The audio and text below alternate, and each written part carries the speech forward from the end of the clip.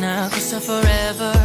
Magmulang Dapat ganito yan. Huwag kayo maya sa isa't isa. Ikaw, isipin nyo, kaya kayo pinili ng mga teacher nyo dahil alam nilang karapat-dapat kayo.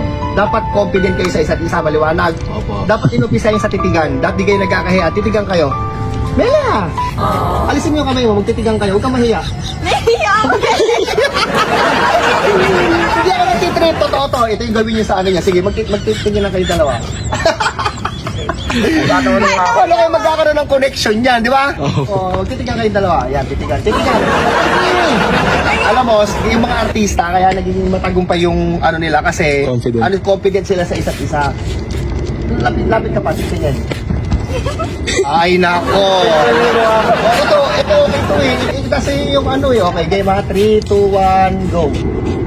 Okay. Diba? Ang ganda, di ba? Okay. Inaano mo yung audience. Kung yung kinukuha mo yung loob nila para magpalakpakan sila. Gets mo yun? Yung lakad. Ikaw naman, ibigay mo yung pinakamaangas mong lakad. Yan! Yan, go! Okay, doon tayo sa ano ha. Subukan mo yung ganito. Yung paglabas mo yung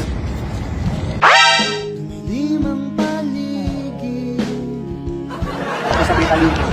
Uy! Iyon! Sinela. Tatalikod na kagad eh, mali na. Diba, eto. Humarap muna kayo.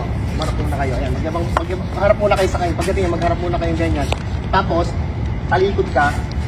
Sabay, akbay. Ayan. Ayan!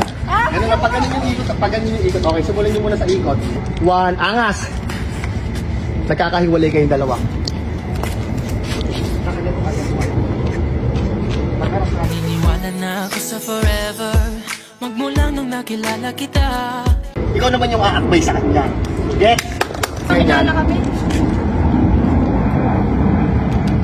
Tapos pagka ganito, si Bella nasusunod o papakita mo pa yung costume mo. Gaganon ko po ito.